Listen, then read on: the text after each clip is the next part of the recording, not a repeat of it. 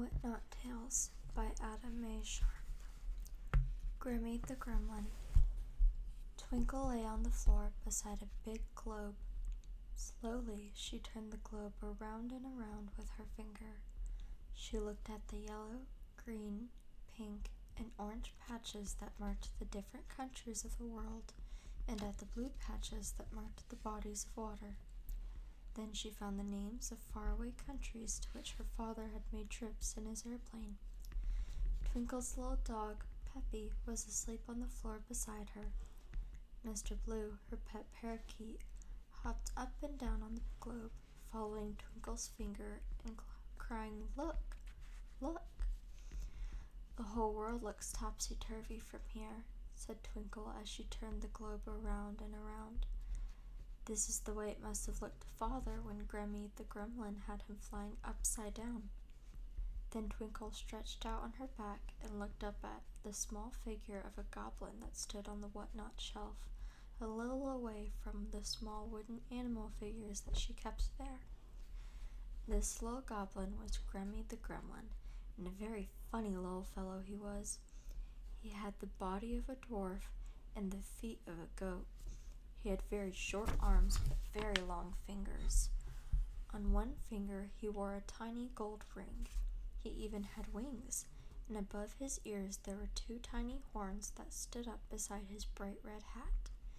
His eyes were large, and the corners of his mouth turned up in a mischievous grin. Twinkle's father had brought her this strange little goblin when he returned from his last trip to Africa. "When a pilot has trouble with his airplane," he told Twinkle, "he says that a gremlin, an unseen goblin, is making the trouble. No one has ever seen a gremlin, but people guess that a gremlin must look like this little goblin." Twinkle remembered the many stories her father had told her about gremlins. He had told her that one of his engines once stopped because a gremlin had put sand in it. He also said that a bad gremlin had made the wing of his airplane fall off one day. He had told her, too, of another time a gremlin had almost made him have some trouble. He was flying upside down and almost crashed because he thought the sand below him was a cloud above him. As Twinkle looked at Grimmy, he seemed to wink his eye at her. The upturned corners of his mouth seemed to make his mischievous grin grow wider and wider. "You little troublemaker, don't you start any trouble with my little what-not creatures," said Twinkle. Then Twinkle's eyes slowly turned to each little figure on the what-not shelf. There was the wooden squirrel that Tommy had brought her after his trip last summer. Near the squirrel was the little bear that her aunt had given her on her birthday. There was Bunny Boy, the flop-eared rabbit she had bought at the fair last year. The figures were beginning to look a little dark now, but Twinkle could still see them. The squirrel, the bear, the rabbit, the frog, the fawn, the fox, the raccoon, the duck, the owl, the big-billed pelican, and the newest of all, Grimmy the Gremlin. Suddenly Twinkle thought, "What is the matter? Everything is turning topsy-turvy."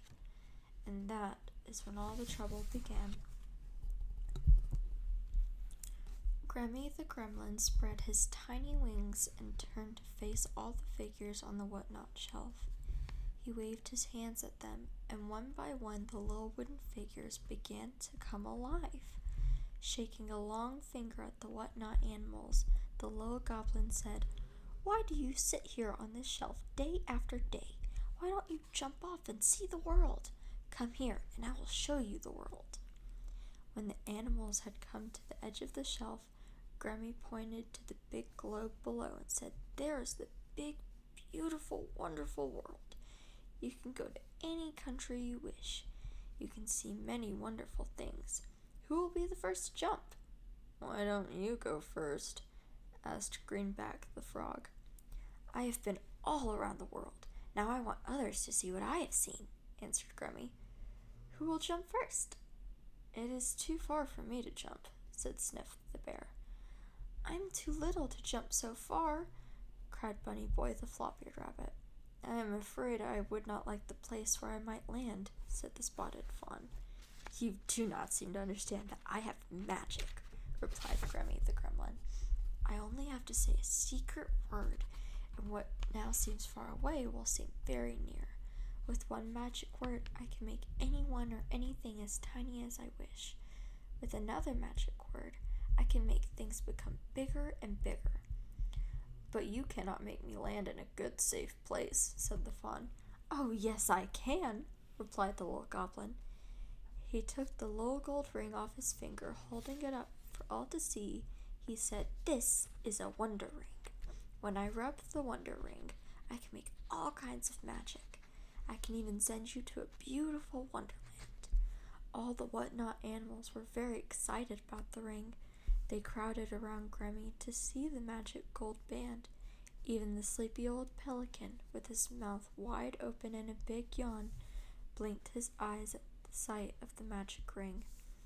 Dipsy Duck said to Grammy, "Please let me touch the wonder ring."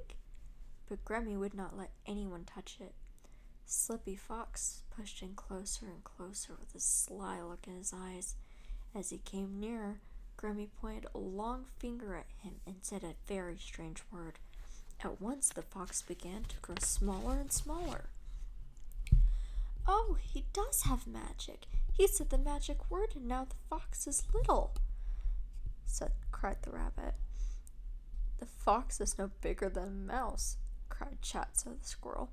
The little fox was angry. He shouted, "I know some tricks too!" Then he let it high in the air and reached for the wonder ring. Slippy Fox did not get the magic ring, but he did knock it off the gremlin's hand. At once all the animals began to look for the wonder ring. "Where did it go?" asked Spot the fawn.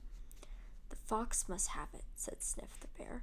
"I think the raccoon got it," said the sleepy old pelican as he closed his bill and stretched his wings.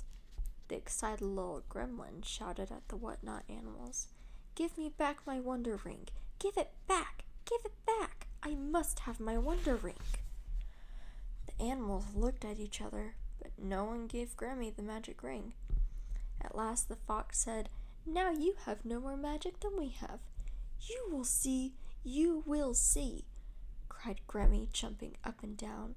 Then he put both hands on his little horns and called out another magic word. At once he began to grow bigger and bigger. The frightened animals began to jump and chatter, but the sly little fox caught the gremlin's jacket and held to it until he was once again as big as a fox should be. "Look at me," he cried to the other animals. "Perhaps I have magic too." This made the gremlin very angry. He chattered more magic words, and the whatnot shelf began to shake and turn. The big world seemed much farther away now. You will see who has magic," cried Grammy as he grew bigger and bigger, and the whatnot shelf shook more and more. "Oh my, my! What is the matter? Everything is turning topsy-turvy!" cried Greenback the frog. And he was right. Everything was turning topsy-turvy, even the whatnot shelf. In another moment, all the little animals slipped off the shelf and went tumbling down toward the faraway world below. Grammy, now alone on the whatnot shelf, rubbed his hands together and said, "Now I shall go. I'll follow them all over the world. The one who took my wonder ring will soon wish that I had it back and that he could go home to his friends. Someday I will have my ring again." Greenback the frog was the first of the whatnot animals to land on the big, strange world. As he fell head over heels through the air, he hoped that he would land on one of the big blue patches of water. But he did not come down on the blue water. He came down on a yellow patch of land, bounced high in the air, and then landed with a plop in a soft, furry pocket. Greenback had landed in Mother Kangaroo's pocket while Little Roo, her baby, was out for his morning hop. Before the poor, frightened frog could turn around in the pocket, away went the kangaroo, leaping across the country. Mother Kangaroo thought that Baby Roo had jumped into her pocket. She wondered what had made her baby jump in so suddenly. As she went leaping away, she asked, "What did you see to frighten you so, Baby Roo?" All this time, Baby Roo was hopping after his mother, crying, "Wait for me, Mother! Wait for me, please!" And Greenback was saying, "So deep, so dark, so deep, so dark," as he scratched around deep in the kangaroo's pocket. At last, Mother Kangaroo stopped and looked in her pocket. "Oh, Baby Roo," she cried, "what has happened to you? Your voice is so deep, your eyes are so shiny, your mouth is so wide. You've lost all your fur. And what has become of your tail?" "Tail? I have had no tail since I was a tadpole," replied the surprised old frog. Just then Baby Roo hopped up to his mother and asked, "Why did you leave me, Mother? And what do you have in your pocket?" "Oh, dear me!" Kangaroo cried when she saw him. "I thought it was you." Then she reached into her pocket and pulled out the big green frog. Throwing him down at the ground at the foot of a tree, she said, "Oh, you look like a green goblin. Where did you come from?" The frightened old frog sat there for a moment, puffed his throat in and out. Then he replied, "I am no goblin. Grimmy the Gremlin is the goblin. He threw all of us off our whatnot shelf because he did not know who had his magic wonder ring." "Magic wonder ring? Do you have this magic ring?" asked the kangaroo. "Oh, no, I do not have the wonder ring. I have no magic at all. I don't even remember Grimmy's magic words," replied the greenback.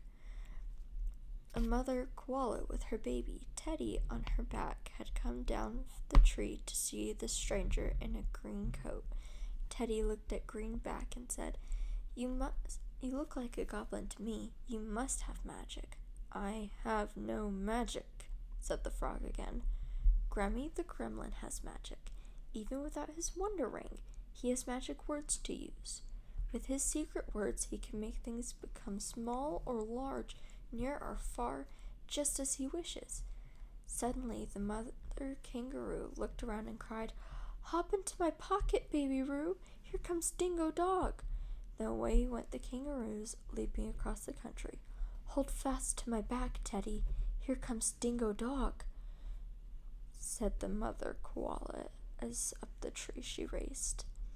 Old Greenback was left all alone in the strange country, and the wild dog was coming nearer and nearer. In another minute it would leap upon him. The frog saw no place to hide. There was no water near for him to jump into. All he could do was hop away as fast as he could hop. As he leapt into the air, he said to himself, "I wish I knew Grammy's secret magic word. I wish I had listened better when he said it. It sounded something like Alakazam." As soon as Greenback said Alakazam, he began to puff up bigger and bigger. Instead of a leap a few feet high, his leap stretched out, and soon he was sailing over the tops of the tall trees. This one giant leap would take him all the way home again. When Dingo Dog saw the frog grow bigger and bigger, he crept into the tall grass to hide. "That frog is a goblin. I'm glad I did not catch him," he said to himself. "Look!" cried the little koala as Greenback sailed over the tree. "That frog does have magic. I thought he did." As Greenback disappeared into the blue sky, Roo looked out of his mother's pocket and said, "Do you know what I think? I think that frog must have the magic wonder ring." King or magician? The spot where Bunny Boy landed on the spinning world was as white as his own short tail. "Oh!" he cried as he hit the world with a bang and a bounce. But a bang and a bounce were not all. Bunny Boy found himself slipping across a field of ice. "The world is topsy-turvy. Where am I?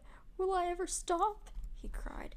Then he bumped into a big piece of ice and he fell down beside it. Soon a crowd of strange creatures walked up to Bunny Boy and stood there looking at him. "What do you think he is?" asked one of the creatures. "Where did he come from?" "I see no boat or airplane," said another. "He came tumbling out of the air." "Perhaps he is a magician," said another. Just then the little rabbit opened his eyes. He was frightened when he saw the circle of strange creatures all around him. They all wore dark suits and white shirts made of feathers. Their feet were very red, and their funny little wings looked more like flippers than wings. "Now see where Grimmy's magic has brought me. I wish I were back home on my what-not shelf," thought Bunny Boy to himself. But after a moment, he looked at the big bird-like creature nearest him and said, "Who are you?" The big creature, who was almost 3 feet tall, shook its short wings and replied, "I am Penny Penguin, the king." Bunny Boy opened his eyes wide and said to the next bird, "And who are you?" "I am Penny Penguin, the king," said this one, just as the other had said. Bunny Boy asked each of the creatures the same question, and each one gave him the same answer. "I am Penny Penguin, the king." The little rabbit, cold and afraid, rubbed the bump on his head. He shook the snow off his floppy ears. Then he said bravely, "See here now, who is really the king? You cannot all be kings." "Oh, yes, we can," said the nearest penguin. "We are all kings. Each of us is a king penguin. Don't you like it?" "Oh, yes, I like it.